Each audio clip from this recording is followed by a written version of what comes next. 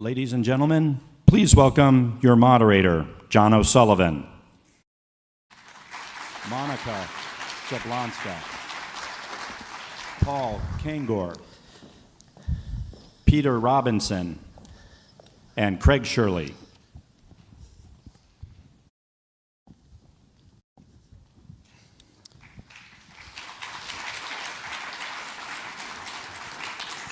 I'm going to join my colleagues in a moment in the chair, but just very briefly to welcome them and say we're very fortunate to have an extremely talented group of Reagan and John Paul observers and historians here.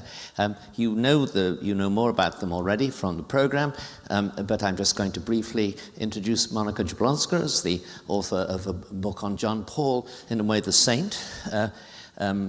Paul Kengor, who has written several books on the alliance, the partnership between John Paul and Ronald Reagan. Peter Robinson, who was, like me, a speechwriter, in his case for Ronald Reagan, in my case for Margaret Thatcher, and finally Craig Shirley, who is a veteran conservative, the author of a number of books on Reagan, and all members of this panel can look at these two men from a deep understanding and personal knowledge. Now, I'm going to begin by asking Monika if she would talk to us about an aspect of these two men that is not normally touched on, and that is the fact that they were both actors. That's known about Ronald Reagan, of course. It was his other great career.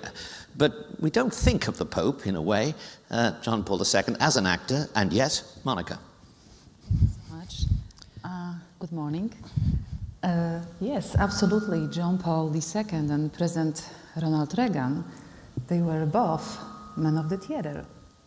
One became the spiritual leader of the Catholic Church, and the other one of leader of the free world and American politics. We all know that theater has the potential to transcend the art of the word and gesture and become the art of the pure word. And both those men recognize this instinctively in their own way. By using the power of the spoken word, they confront evil. And the evil was, for them, easy to recognize. It had his face and a name.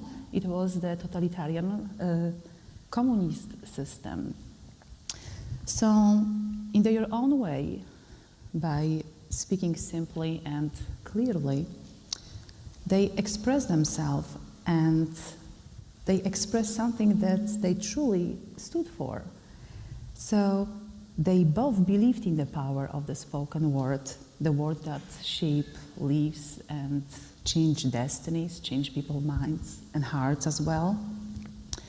And I truly believe that fact that they both were men of the theater really helped them, not only in terms of the communication skills, but also to understand the power of the word, the meaning of the word. And what's the most important, I would say, to touch the very sensitive and deep subject of human being, human dignity, human values, and its possibilities. So it was amazing, absolutely amazing aspect, both of those amazing people.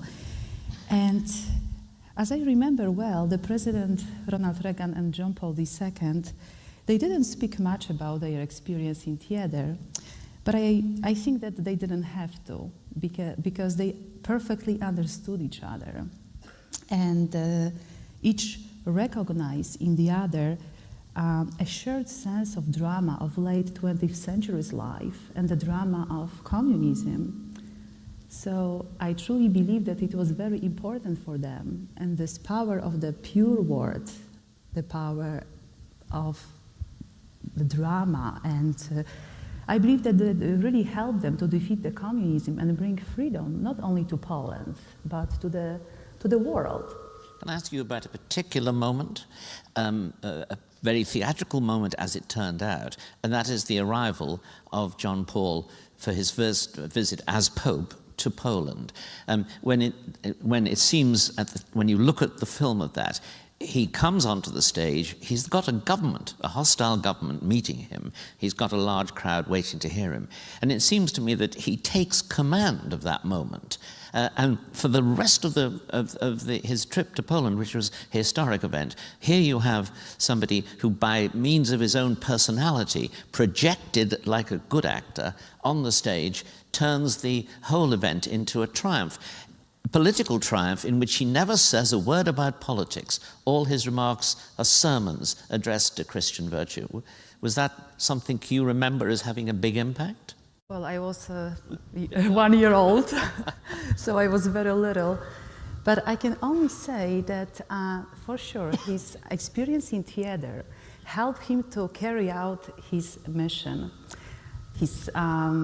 He had a magnificent voice and gesture, sense of beauty, and pause, very characteristic for the homilies. And absolutely yes, because for me, being a priest is also being an actor. Yes.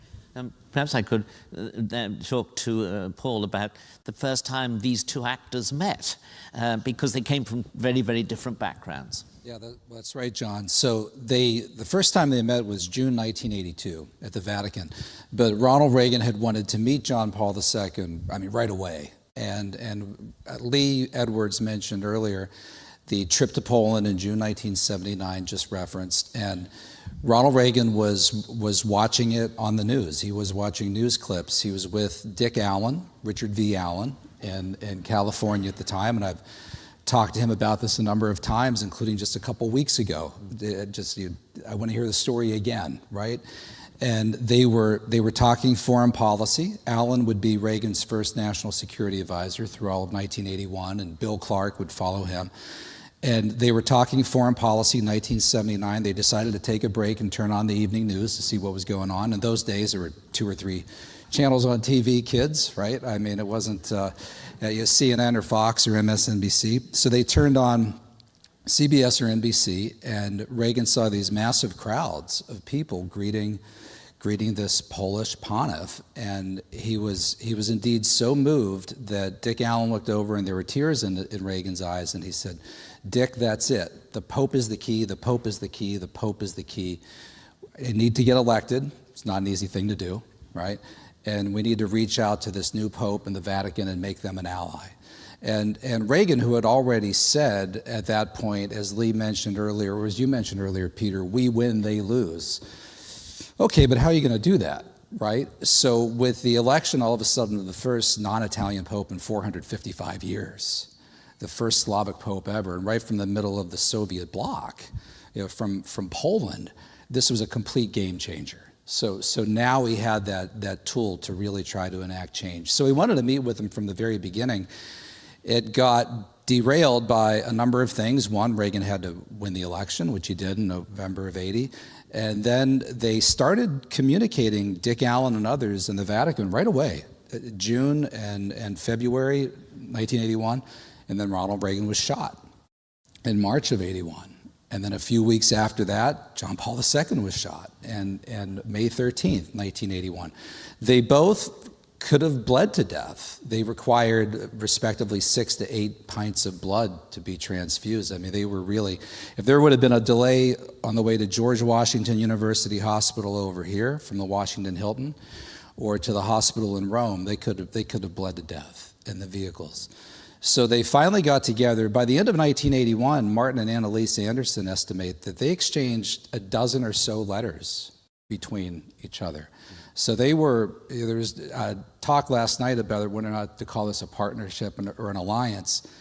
Well, that's some pretty vigorous activity right there. They hadn't met yet, but at least a dozen letters by the end of 1981. So they finally met at the Vatican, June 1982. They met alone in the Vatican Library for about 50 minutes.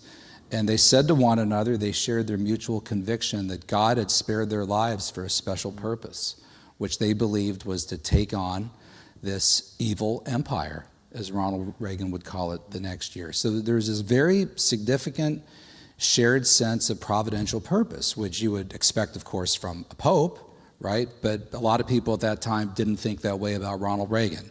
But Reagan likewise had this very strong sense of the DP, the divine plan, as he and Bill Clark called it. They had an acronym for it, the DP. So that was the first time they met, June 1982. Could I just ask two questions about that? At the time, those meetings were very private, so to speak. Has much more come out about what the two men discussed when they were in private? Because I know, for example, Reagan obviously spoke to Frank Shakespeare, about them to Frank Shakespeare, right, who, of course, kept the confidence that he was given. But I wonder what we now know. And in particular, was that a meeting at which they each discovered that the other was determined to try to bring an end to nuclear weapons as the main basis of defense? The Vatican Library records of that event will be released in the year in June 2057. Okay. So they are under 75-year seal, and I couldn't get a hold of them, and nobody can, and they don't make any exceptions. The Reagan Library has some material. Make a date. Make a date. Yeah. Meet in Rome. Yeah. If I make it, I'll be 90 at that And John point. will just be warming up. Right. That will just be warming up. So those are still closed. There are some records at the Reagan Library, and most of what I learned was from people who were with Reagan, who talked to Reagan immediately on the spot, including Bill Clark. Mm-hmm. And Clark was at Reagan's side throughout all of this entirely. In fact, I recently watched a video when Reagan's coming out of the building. He's walking with Bill Clark, and they're going to the limousine. And right there, he was telling him the things that were said. And there were also a number of things reported by the Pope's aides to journalists. So that's the best that we have. Unfortunately, we don't have at this point, or at least not access to, anything along the lines of a direct transcript. No. Good, thank you. Peter, you were Reagan was an actor. You were a speechwriter. You wrote his scripts, so to speak. So to speak. Let me ask you this: when he gave his great speech in Westminster, predicting the near end of communism, he used a teleprompter which was completely new to the Brits, and they assumed that the two Perspex screens were some kind of security device. And going up to congratulate him, Mrs. Thatcher said, "I congratulate you on your actor's memory. That was a brilliant performance." and Reagan said, "Don't you know about the teleprompter? It's a British invention." What did Reagan do to your speeches, Peter? How did he change them? And of course, papal encyclicals are another matter, but we learned something interesting last night. Ronald Reagan was the best editor I've ever had. So, for example, I was not, I wasn't in the White House yet when he gave that speech in June of 1982. Is that right? June of 82. I joined up the operation a few months later. But if you go to the Reagan Library, the principal author of that speech was Tony Dolan. And if you go to the Reagan Library, you will discover two things. One, that President Reagan, in his own hand, you'll see him rewriting between a third and half of the speech. Item one. Item two, you can, if you know the story beforehand, it helps. But even if you don't, you can work out that this speech got to Ronald Reagan over the objections of his staff. Judge Clark, National Security Advisor, walked into the Oval Office with Tony Dolan's draft, and the president set aside the drafts that had come up through David Gergen and the usual communications route. That's actually worth noting, I think. Westminster Address, June 1982. Evil Empire Address, his address to the National Association of Evangelicals in March of 1983. I was there, but I'm looking at the historians for confirmation of the times and dates. Yes, you're right. And then Berlin Address in June of 1987. All three of those speeches he delivered over the objections, semi-violent objections, of his senior staff, the National Security Council, and so forth. So that's to the point when it gets said, I don't know about the Pope, but about Ronald Reagan, that he overrode the instructions and recommendations of his staff. He did so over and over and over again, and there is documentary evidence of that in the archives at the Reagan Library. Second point that may be of interest here, the 1982 Westminster Address is early in the administration. And as I say, he rewrote in his own hand between a third and half of that speech. Later on, by the time you get to 1987 and a speech that I had something to do with, the Berlin Address, much less rewriting. And so you can see the actor, you can see that he's not just an actor, he's the editor, and he's training his speechwriting staff. In part, he's working out exactly how he wants to say what he wants to say, but he's also training the speechwriters so that we need more adjustment here earlier on. And as the administration goes on, we understand him, he understands us, but it's clear, again, this is tricky because we speechwriters did write the speeches. But the source of the speeches, as well as the ultimate end of the speeches, was Ronald Reagan. We don't know about the Pope, of course, though last night we heard from President Klaus that he thought that the person who was the main drafter of the Centesimus Annus encyclical was Michael Novak. And I'm absolutely certain Michael had enormous input into that.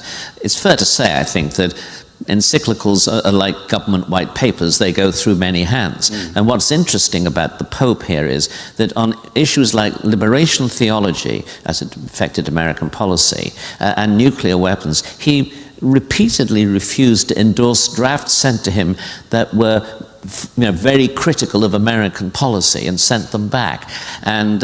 And that is something which has not been written a great deal about, I think. But let me now turn to someone who knows about that. And with a bias to the question, Craig, can I ask you to talk about that? But about Reagan the conservative on the one hand, and the degree to which John Paul was conservative in his political opinions, or was he a mixture of anti-communist on the one hand and, so to speak, socially benevolent liberal on the other? How would you describe it? Well, I'd have to defer to Paul on John Paul's political views. There's no doubt about it. He was an anti-communist. He was violently anti-communist. He's the first pope in 400 or 500 years who's not from Italy. He's from the Eastern Bloc, and he saw what the Soviets had done to his beloved country. Just as Margaret Thatcher saw what communist provocateurs had done to the Labour and left-wing party movements in England in the 60s, 70s, just as Reagan saw what communists had done in Hollywood. So they all had a very refined view of what communism was and what communism provocateurs could do to stable economic systems. I am reminded, and I think it's important. I think symbolism is important. Early in the Reagan administration, the administration decided to change the diplomatic tags from the Soviet embassy to begin with the initials FC. Now, nobody needed to guess what that stood for.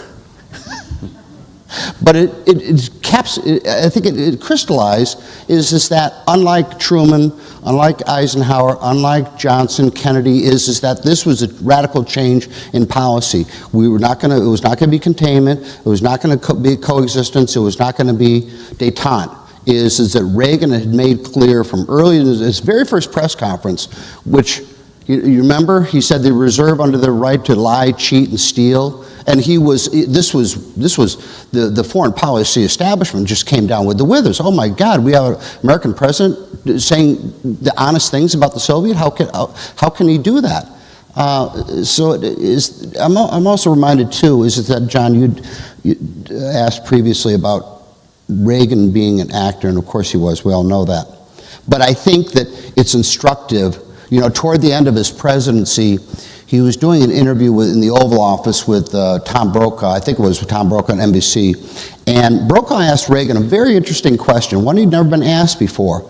And he said, Mr. President, did you learn anything from your time in Hollywood to become president, or to become what many think is a good president? And Reagan replied, he says, I don't know how you can do this job and not be an actor. Well, yes, you laugh, but I thought there was great wisdom in that because he understood what Shakespeare said. The play's the thing, is that all great leaders are great actors. George Washington never went before the Continental Congress without his general's uniform and his epaulets brushed and his buttons polished and his saddle, polished to a sheen. Robert E. Lee pulls out his finest uniform to go to surrender at Appomattox to Grant, is that all great leaders understand the play is the thing and that presentation is important. You cannot get people's attention without putting on a good show. You simply can't do that. So I think that Reagan, and obviously he was intellectual. Marty Anderson estimated that Reagan's IQ may have been as high as 175, and if anybody would know, it would be Marty, our old dear friend who was there with Reagan for so many years, is his anti-communism started in the 1940s, as we've seen from his letters, his pronouncements, through his years at the GE Theater, where he fought for scripts, because there were script writers who were atheists and who refused to, didn't write scripts. I remember one, in fact, it was mentioned in Paul's book, A Pope and a President, which is terrific, about the atheist screenwriters didn't want to portray a little girl praying. And Reagan fought to have that portrayed in this GE Theater episode. So I think that Reagan understood that being an actor was important, but he understood that when you have the stage, you have to do something with it. We all know that Reagan was a great American, and this is an important element in his appeal. I mean, he was the ideal American. But when we turn to look at John Paul II, he was, of course, first a Pole. And he came from a church which was the most effective in resisting communist and the communist government in Eastern Europe, far more effective than any of the other Eastern and Central European countries. Before John Paul, of course, there was Cardinal Wyszynski, who was a very tough and able leader. But after John Paul, it seems to observers that John Paul overrode the clerical bureaucrats who believed in Ostpolitik in the Vatican, but also he overrode the caution of the bishops in Poland in their attitude to solidarity. Is that an accurate picture? And where does, in a sense, the Pope as Pole emerge here? He's a specific sort of Pope because he's a Pole, isn't he? Well, definitely, being a Polish, actually, to understand the Polish Pope, you have to understand Polishness, Polish history, Polish culture, Polish literature. And I think that John Paul II, Karol Wojtyla, brought the best of the best from Poland. So it was not an accident that he became a Pope. It was a special purpose. And then it was a special purpose for President Ronald Reagan. So they, as I said at the very first beginning, they both needed each other. Probably they couldn't achieve their goal on their own. So they needed, President Reagan needed John Paul II, and John Paul II needed President Ronald Reagan to get a victory, to succeed, not only on this political stage, but also as a Catholic, John Paul II. And Ronald Reagan also knew that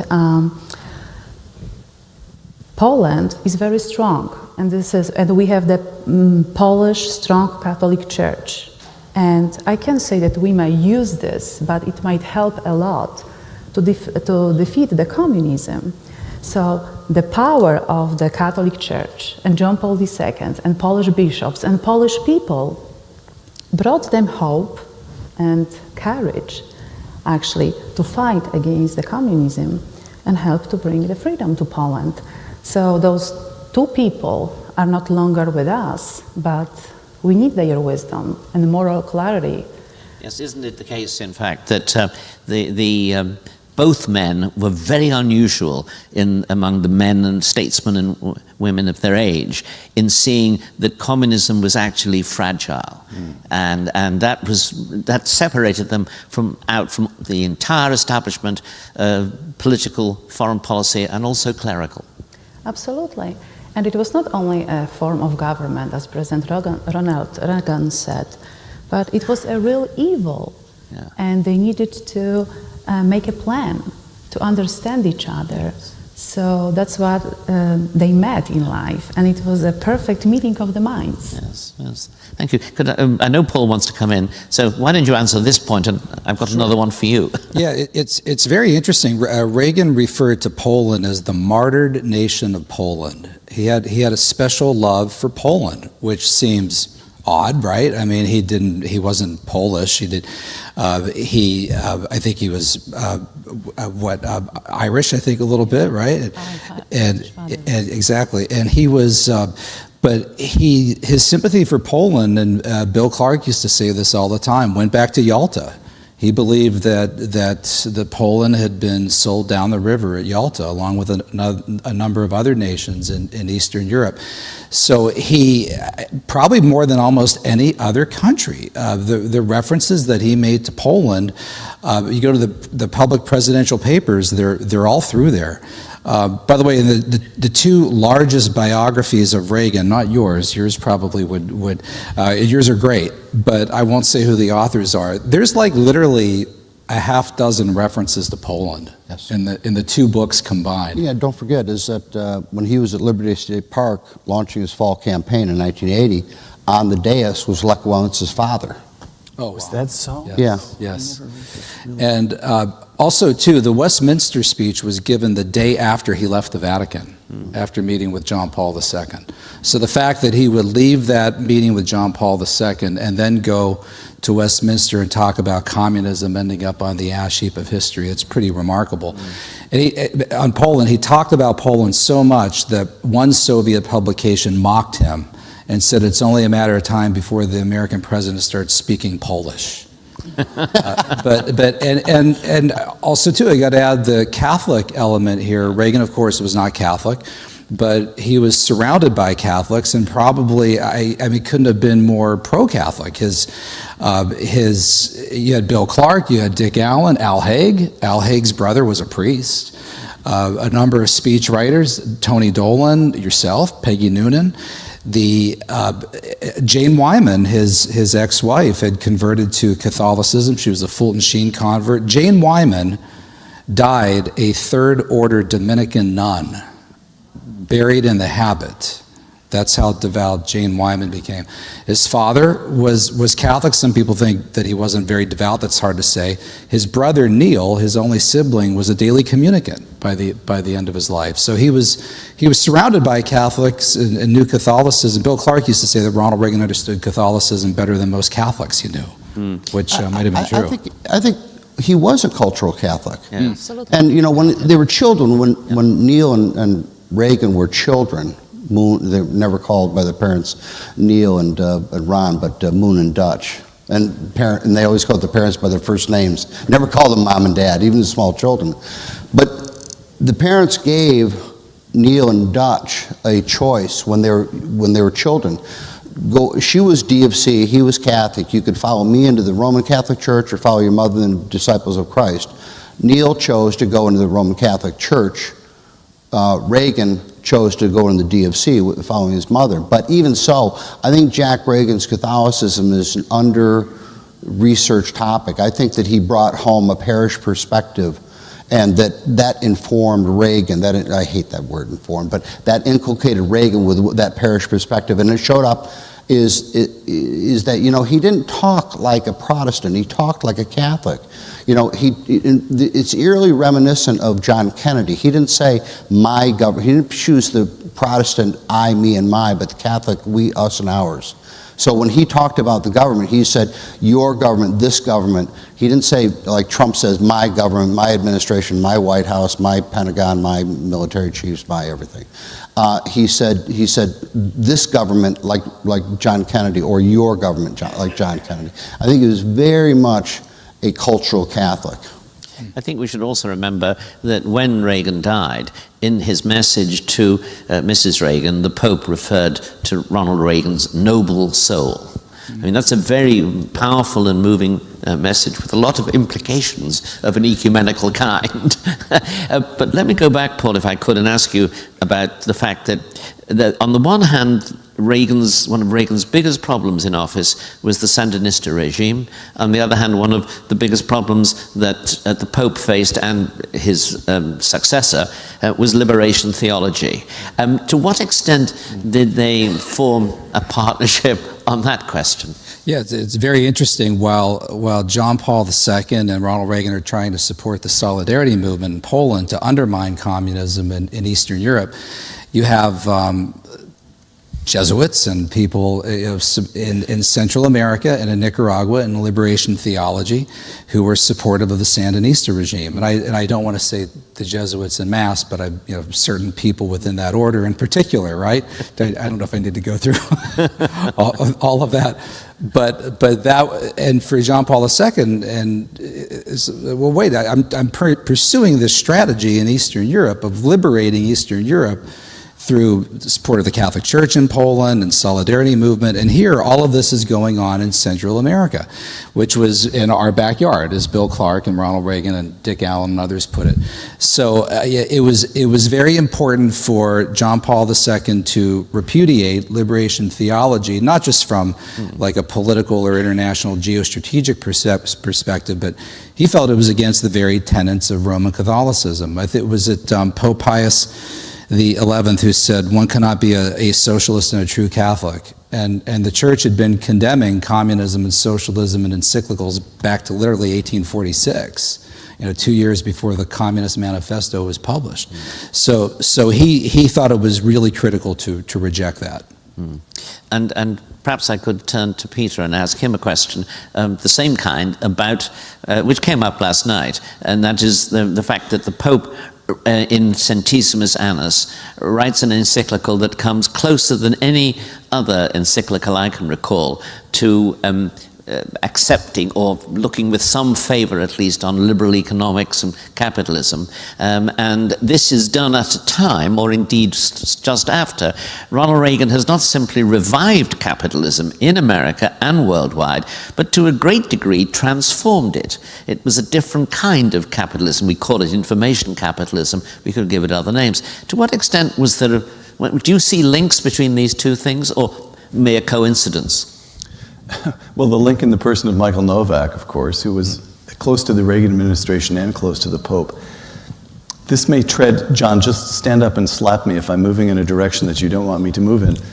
But you've already mentioned that the Pope overrode his bishops back in Poland on economics. You will recall, because you and I wailed in outrage at the time, that the bishops in this country produced two, not encyclicals, but whatever thank goodness they didn't have binding authority on Catholics, but a letter on economics in which they assailed Reaganomics about 27 seconds before the longest peacetime expansion in American history began.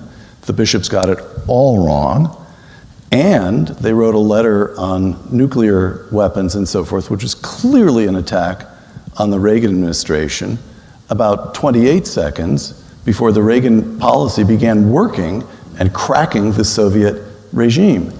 And it's my understanding, other people, in fact, I think literally every other person on this panel knows more about this than I do, but it's my understanding that as those documents went back and forth to Rome, the American bishops, the bishops' conference, wanted stronger statements, and they kept coming back from Rome saying, well, re-examine this, re-examine that. Of course, Rome permitted the bishops' conference in this country to go forward and get it wrong on both counts, but the documents were muted. The Vatican, let's just put it this way, the Pope didn't come roaring in and support those documents. You got the feeling there was distance between the pontiff and the American bishops' conference. Now, I'm saying this, there are men of the cloth in the audience, and essentially that's correct, isn't it? Right? Yes. In outline? Yes. Yes. I think Okay. so. Especially on the nuclear letter, and it was a fellow by the name of Joseph Ratzinger, even that got involved on that one. That name rings a bell. And wanted one of the American bishops to consider, and Clark in particular pushed this point. Judge Clark, Yep. as did Claire Booth Luce at the time, that wanted to know, Ratzinger pushed the American bishops to consider if deterrence, because Clark said, you really need to understand, we're building up in order to build down. Right. We're building up this nuclear arsenal in order to get the Soviets to come to the table so that they will then remove their weapons. The idea isn't to build these up to use them. And so Ratzinger wanted the bishops to consider if that sort of deterrence was moral. Are they completely ignoring this in the whole equation? And John Paul II himself got involved, and they did revise the statement. And Colonel Bernardin, right, of Chicago, Yes. Bernardine of Chicago, they did revise it, and they came up with a letter that was much more in line with, accurate with what the Reagan administration was intending. Address the economic side of that equation. You know, during the 80 campaign, it's been overlooked, but he talked about what was his grand strategy. There were three elements to it. That the United States was morally right and the Soviet Union was morally wrong, that you needed sufficient weapons to defeat or bargain with the Soviets, and to produce the weapons, you needed a strong economic system. But Reagan was an early advocate of Jack Kemp's, what was then called the Jobs Creation Act, first introduced in September of 1976. Reagan did 2 or 3 radio commentaries about it very quickly. But, Trump cut taxes, but I think that this is a thought that probably eludes him, but Reagan understood it intensely, is that power can neither be created nor destroyed. It can only be moved around. And in early 81, he was meeting with a group of conservatives, and he was pitching the tax cut plan, which was Graham Rudman, eventually became Graham Rudman. And he said, yeah, it's about jobs and it's about this and that and the other thing. He said, but really it's about reordering man's relationship to the state. Now, A, that's a very profound thought. B, who in American politics talks like that anymore? But he understood is that Washington had accumulated too much power, in his opinion. And the power had been taken away from the people, which is where the framers and founders intended to be. And it was his intention to drain power away from Washington and send it back to the people where he thought it should belong.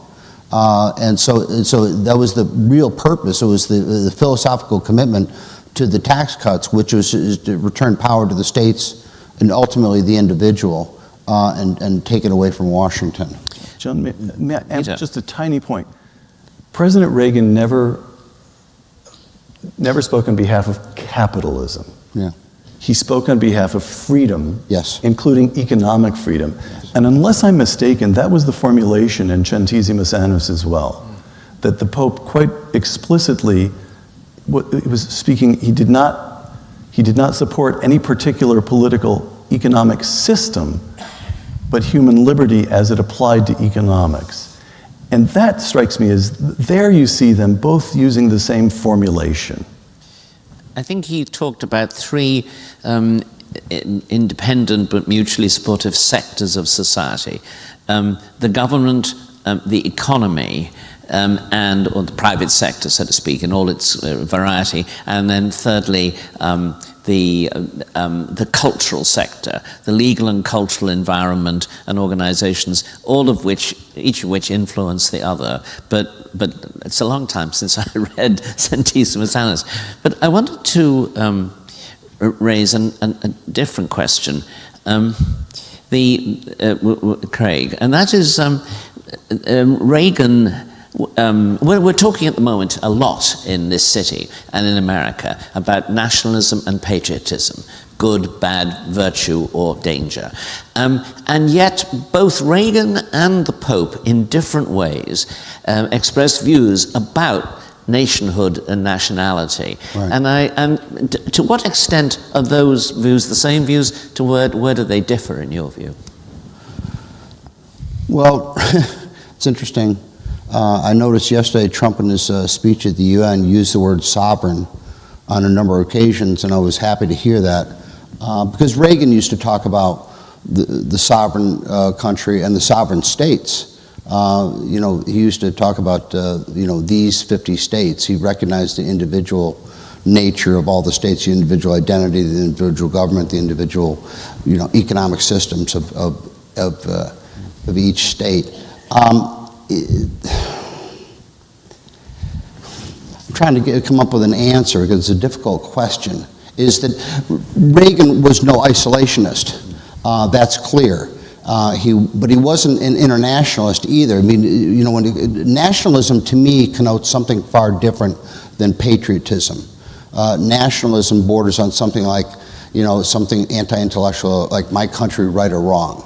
Whereas that Reagan would recognize that the country had been wrong on a number of occasions, and he said so his time. He said, that they were wrong, made mistakes in Vietnam, but mostly as a failure of will. Not the failure of the men in the fields, in the battlefiels, that we were wrong, made other mistakes over the years. But Reagan was no blind nationalist articulating what I would almost consider to be anti-intellectualism as far as the country. But he believed that America was here for a divine reason. He said this island of divine freedom. He said that on a number of occasions. He believed that the country was godly inspired. And he believed that about the individual too.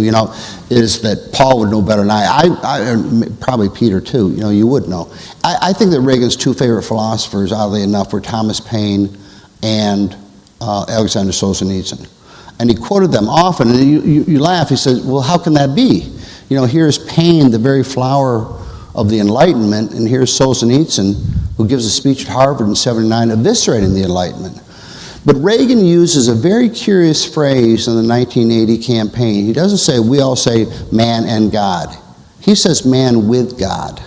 And I think that that's very, very revealing where his mind is the age-old argument, who's at the center of the universe, God or man? And I think Reagan rejected that. He hated, mutually assured destruction or submission. He found a third way with SDI. He liked other options. And I think that he thought that if man was at the center of the universe, it was as a spiritual being, because God wanted him there at the center of the universe.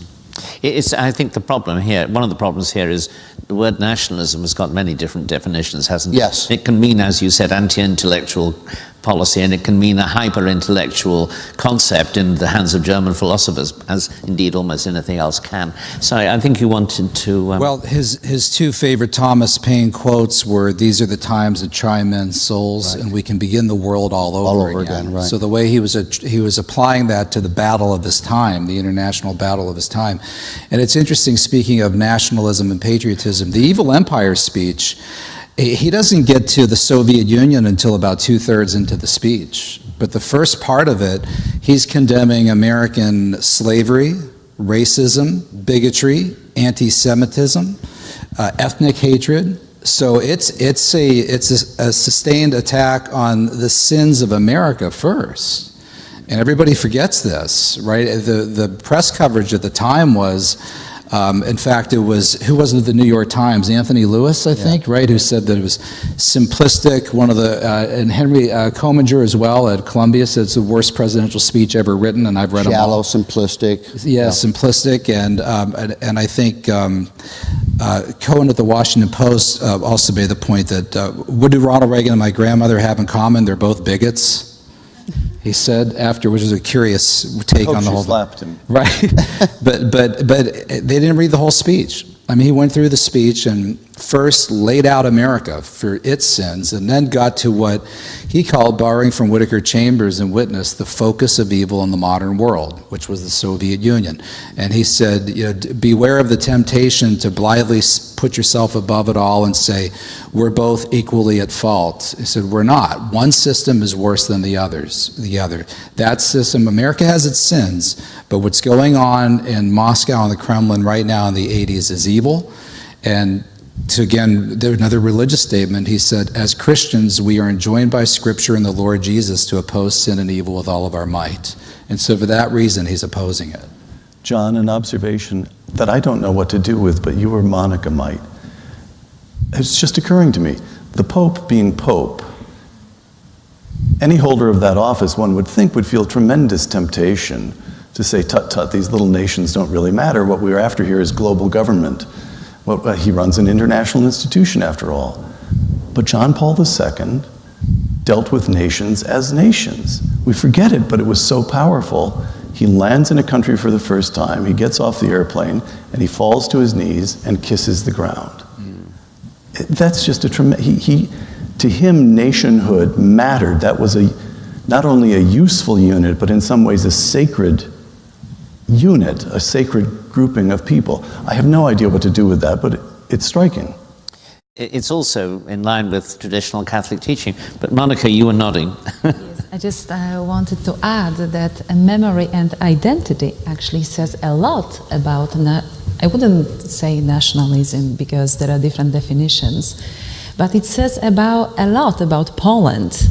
Poland as a motherland, as a country, and the beauty of this place, and about Catholicism and, of course, communism. And I am encouraging you to check this book because I think that it explains a lot. Well, Poland disappeared from the map for over a full century, and Karol Wojtyla said that what kept Poland alive, in a sense, was culture and your area, the stage, and poetry and writing and literature.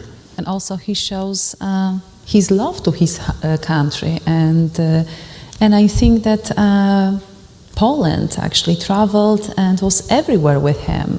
And he was mentioning about Poland, about the communism, and not only communism, but it was a great reflection, and to bring Poland to each and every single country and conversation and people he used to meet and talk. And after this, I just want to point out that everybody's right, is that Poland had a special place in Reagan's heart. There's no doubt about it.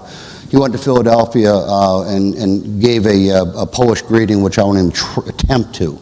But then he mentioned, at the time the Eagles quarterback was Ron Jaworski, and then the third baseman slugger was Greg Luzinski for the Philadelphia Phillies, and the Polish audience just went wild.